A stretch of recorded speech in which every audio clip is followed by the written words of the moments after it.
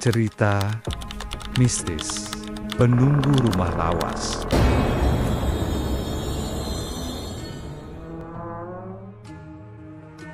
Di sebuah kota kecil yang mulai ditinggalkan penduduknya, berdiri sebuah rumah lawas berarsitektur kolonial. Catnya terkelupas, jendela-jendelanya retak, dan halaman dipenuhi ilalang yang merayap liar seperti tenggen-tenggen tak terlihat. Rumah itu sudah puluhan tahun kosong. Tak ada yang berani membelinya, sampai akhirnya sebuah keluarga kecil datang tanpa mengetahui apa yang menunggu mereka di dalam. Keluarga itu adalah Pak Dimas, Bu Santi, dan anak mereka yang berumur 10 tahun, Rara. Mereka kehabisan tabungan dan rumah tua murah itu terlihat seperti satu-satunya harapan.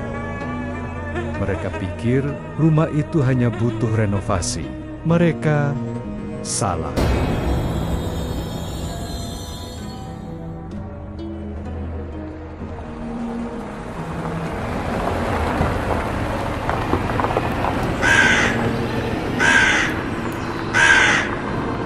Saat mobil mereka berhenti di depan rumah, Rara langsung merapatkan tubuhnya ke ibunya. Bu, rumahnya kok kayak marah ya? Bu Santi tersenyum canggung. Kamu cuma capek. Tapi sejak mereka membuka pintu,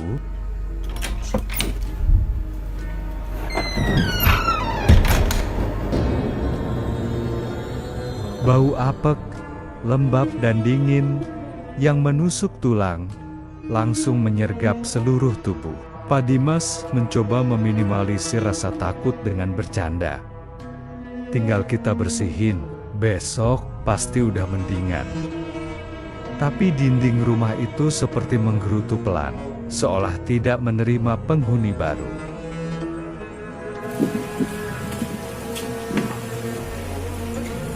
Malam pertama berjalan begitu lambat. Rara tidak bisa tidur. Dia mendengar dari atap. Lalu, seperti barang berat sedang digeser. Dia membangunkan ibunya. Bu, ada yang jalan di atas. Tapi Bu Santi lelah dan menganggapnya hal biasa. Hingga suara itu berubah menjadi seperti seseorang yang berlari bolak-balik.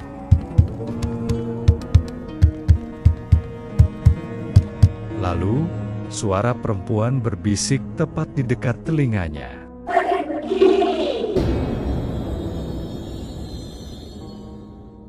Rara menjerit. Namun, saat lampu dinyalakan, senyap, tak ada apa-apa. Keesokan harinya, rumah mulai dibersihkan. Pak Dimas menemukan sebuah ruangan kecil terkunci di ujung koridor lantai 2. Tak peduli, ia melanjutkan membersihkan bagian lain. Sementara itu, Rara berjalan sendirian di koridor. Koridor itu panjang, sangat panjang, dan di ujungnya ada bayangan hitam yang berdiri membelakanginya. Rara mematuh. Bayangan itu perlahan bergerak seperti tersentak, lalu menghilang, menembus dinding. Rara menjerit, memanggil ibunya. Tapi saat orang tuanya datang, koridor itu terlihat biasa saja. Malam kedua, suara dari ruangan terkunci semakin jelas. Ada ketukan tak berirama. Ada suara perempuan menangis lirih. Pak Dimas akhirnya memaksa membuka pintu itu. Begitu pintu terbuka, ruangan itu kosong. Hanya ada kursi goyang tua di tengah, dan di atas lantainya ada bekas goresan berputar. Seolah kursi itu sering bergerak sendiri. Saat Pak Dimas menyentuh kursi itu bergoyang sendirinya. Pak Dimas mundur. Untuk pertama kalinya, ia mulai percaya bahwa ada sesuatu yang hidup di rumah itu.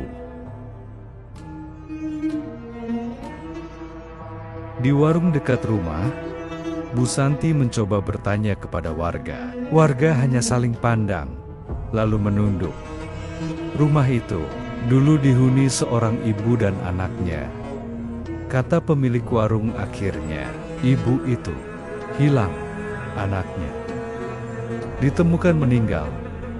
Orang bilang dia tidak pernah pergi dari rumah itu. Kalau boleh saran, cepat tinggalkan tempat itu. Bu Santi pucat. Ia pulang dengan langkah gemetar. Malam berikutnya menjadi mimpi buruk yang nyata. Rara kembali mendengar suara dari lorong. Saat ia membuka pintu kamar, di koridor, sosok perempuan berambut panjang berdiri membelakanginya. Tubuhnya ringkih. Bajunya lusuh dan sobek, kepalanya sedikit miring, terlalu miring. Rara memanggil ibunya, tapi suara tak keluar. Perempuan itu perlahan menoleh, wajahnya pucat, matanya kosong, bibirnya sobek seolah pernah disiksa. Suaranya serak, menyayat. Ini rumahku. Lampu koridor padam, kegelapan menelan semuanya.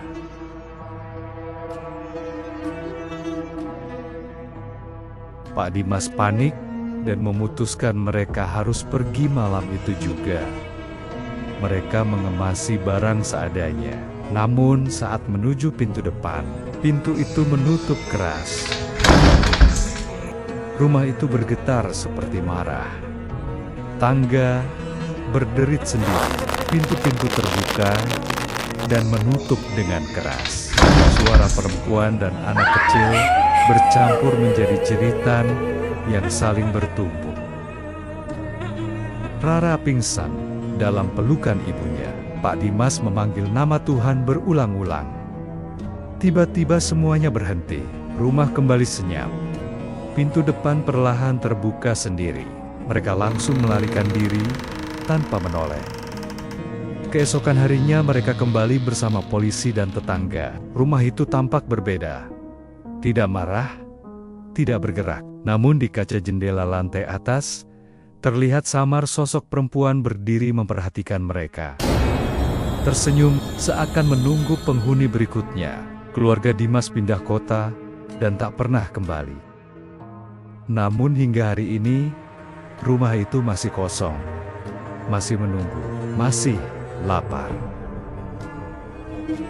Kembalilah